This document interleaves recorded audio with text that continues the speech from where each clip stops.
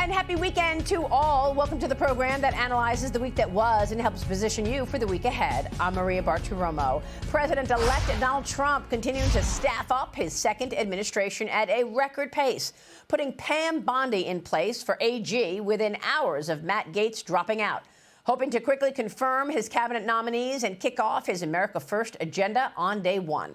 In just over 2 weeks' time since Election Day, Trump has made over 30 appointments and nominations, including more than a dozen cabinet-level positions. It's triggering a liberal meltdown.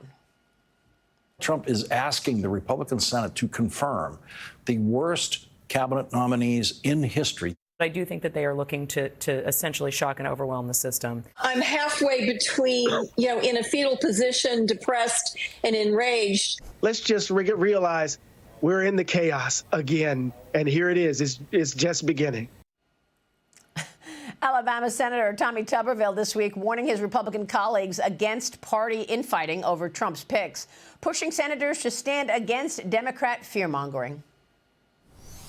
Why are my Democratic colleagues, the media, and the establishment losing their minds over these highly qualified nominees? The media will do everything it can to keep America from getting back on track.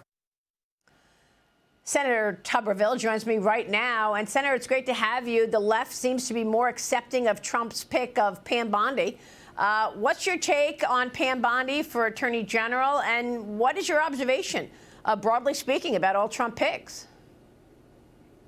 Well, this is an all-star group. Compared to what we had to go through in confirming nominations back when Joe Biden came in office, Maria, this is a no-brainer. We have a lot of great talent on the Republican side. President Trump has put months and months and months into picking this group. Obviously, you saw what Matt Gaetz goes out. Pam Bondi is next in line. She'll be good. I've known her for a long time. I was in a hearing with her not too long ago. She's America First. She believes in Donald Trump. She'll work very well with him, side by side. She's got experience. 8 years in Florida with, at that time, Governor Rick Scott, now Senator. And she had some controversy in terms of having to handle tough situations like the Trayvon Martin trial. And so I'm very confident in Pam Bondi. She'll come in, clean the DOJ up. We have to start there, Maria. It is a disaster over in the Department of Justice. Yeah, why? Because it was politicized? Oh, yeah. Everything they do is weaponized. We've seen that up close and personal.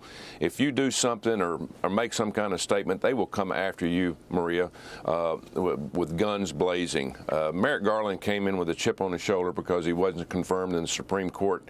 He was a perfect person for them because they knew he had that chip on his shoulder. So he came after everybody in the Republican Party. He came after President Trump. He's going to go out as probably the worst ever Attorney General because he went against the Constitution. And Pam Bondi is a constitutionalist. She believes in this country and she believes in the Constitution.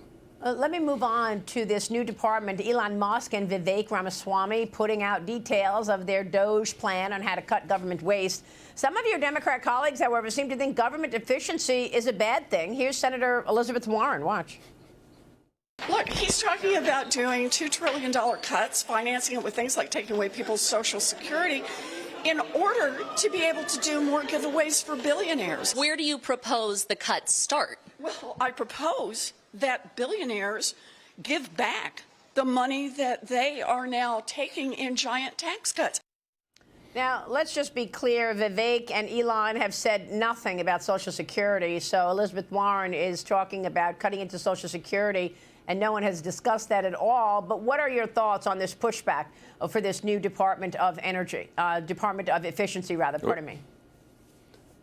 Yeah, well, fear-mongering. Elizabeth Warren, she throws that all out there. Wouldn't it great to be a Democrat where you don't have to worry about overspending and borders and crime? You just do whatever you want to do and blame it on the Republicans at the end of the day. I think this is the best thing that President Trump has done to this point of putting these two in charge of going after fraud and overspending and oversight.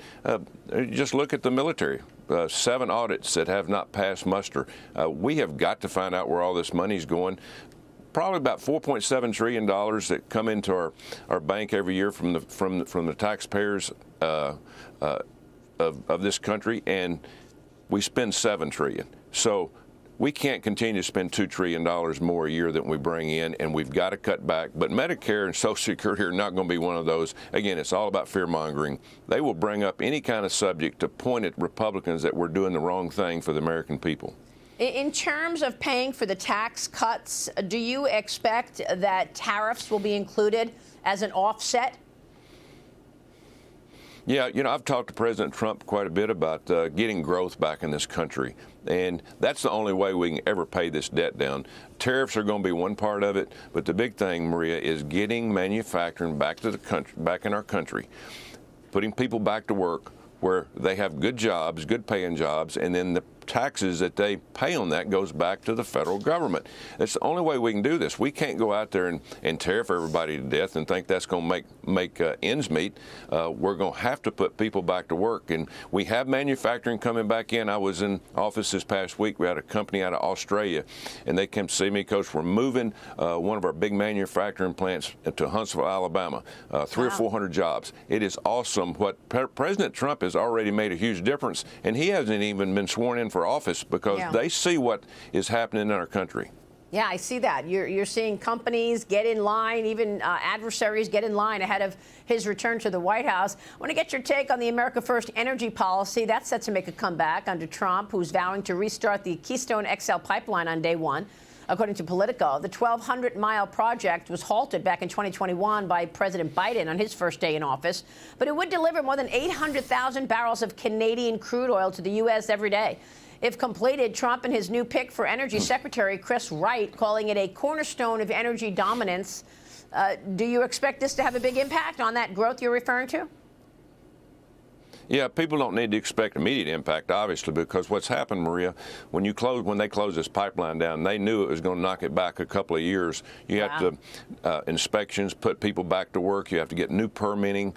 All those things probably have expired, but it is the thing to do. We've got to keep all these big trucks off these roads and be able to get it in here at a cheaper price, and that's exactly what President Trump's looking at. But he needs to also, and he will do this, start giving permitting back out for fracking and drilling. We need to do everything we possibly can. That's another way we can pay our debt down, is be able to have plenty of oil and gas and sell it to people across the world, not just us. People across the world are needing this. We need to put Iran and Russia in their place, knowing that right now they're making billions of dollars off of us not pumping oil and gas. All right, we will leave it there. We'll be watching your work, Senator. Thanks so much for joining us this weekend.